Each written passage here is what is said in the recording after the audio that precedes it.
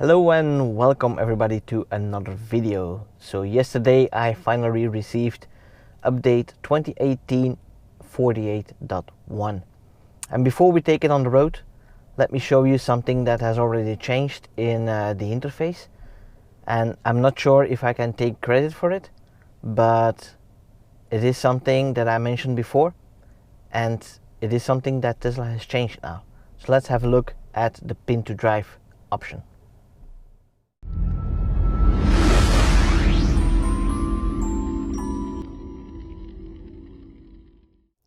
So if you go to your settings, then you have the safety and security, and there you have the pin to drive option. And the pin to drive option is something that I mentioned in an earlier video, which is a security feature, so people can't drive away with your car without knowing your PIN code. So even if they break into your car, then it is still locked by the PIN code. And the problem I had with it was the fact that it always stays in the same position. Now with this update, you can see that if I do it different times, so the pad always jumps positions, and I think that is a good thing, because actually if it's always in the same position, that was one of my problems, you could see the fingerprints.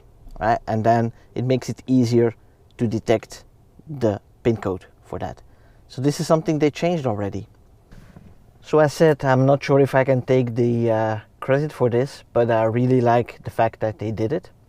And yeah, now let's see what the rest of the update brings, and let's take this car on the road.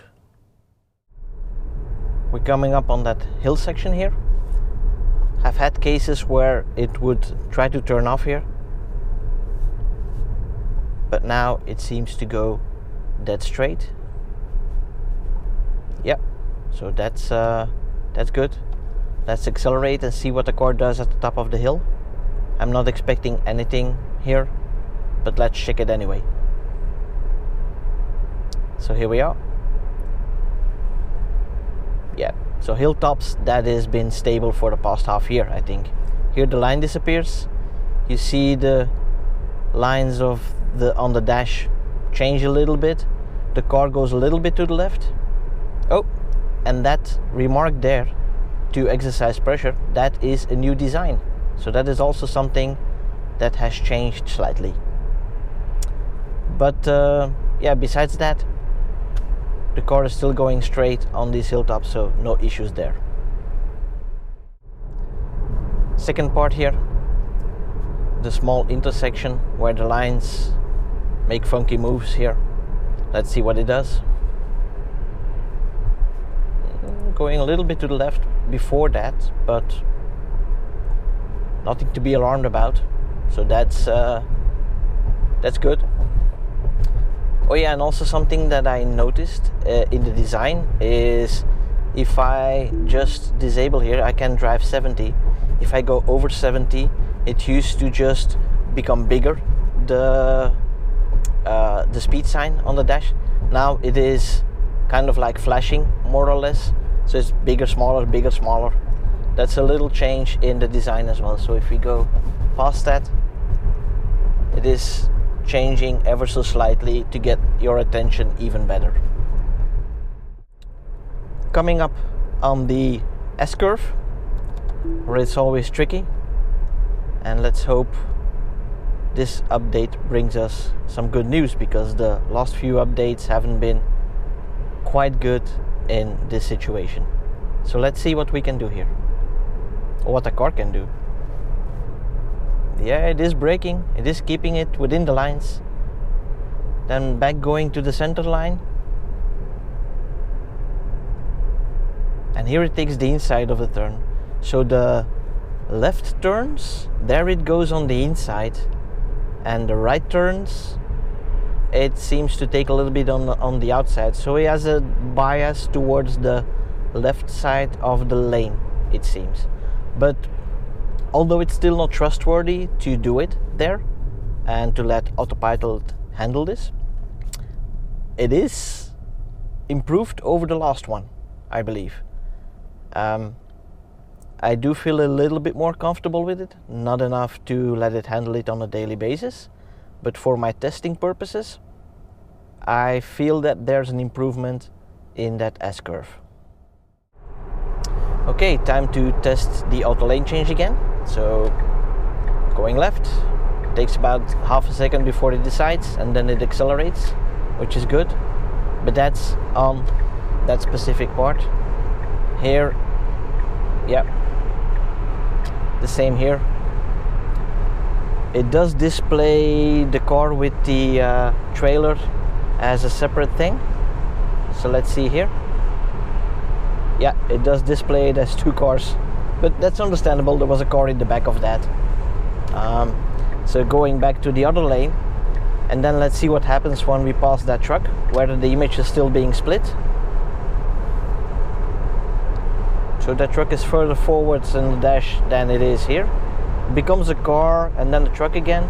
It doesn't jump forward anymore, so that's a good thing, but the fact that it becomes a car and then the truck, that's not so good. So that could still use some improvement, but apparently that has to do with the overlap of the two cameras on the side, or maybe one of the front and one of the side cameras, that it is getting confused whether that's one or two trucks. Now, something that I also noticed is when you pass a car and then you go to the right again, that the car seems to brake for the car that you just have passed. Right? So let me see if I can demonstrate that here. Let's take a little detour for this demonstration. So I'm going to pass this SUV here, and then I'm going to go to the right.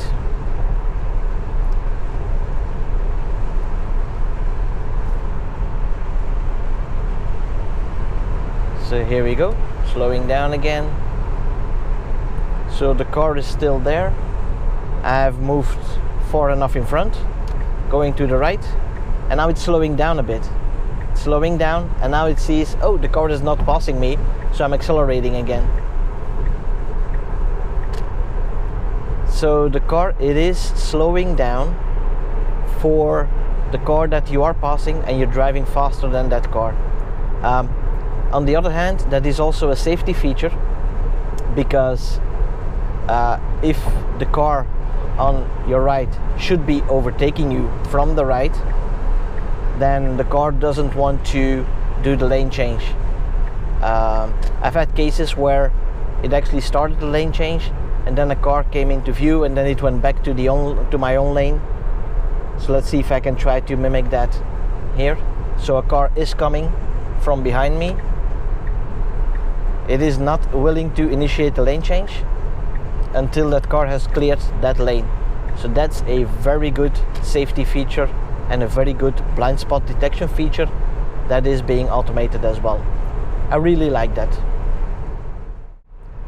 So another thing that I noticed in the message that you have to apply force to the steering wheel is that once it starts beeping, the hands are turning red as well. So that should be like in a minute now. Let's see. Yep. Oh, hang on. I just got blamed for AutoPilot, for not using AutoPilot. Okay, so let's turn that off and let's see what happens. So that was a message that I have not yet seen, but I was testing this out, what happens or what happens if you don't pay enough attention. So apparently if you only ignore it twice up until the level where it starts beeping in the same drive, then you get punished for not paying attention, and it disables AutoPilot for the remainder of the drive. So that is something new. I have not seen that before. I know that it would be disabled if you exceeded the AutoPilot maximum speed limit where you're not allowed. So for example in Belgium, if you would do 150 or over 150 kph on AutoPilot, you would accelerate beyond that, it would punish you. In Germany it would not, because you're allowed to do it there. But this is something I have not yet seen, so this is new. So here we have that lane shift. Let's see if we can get her up to speed.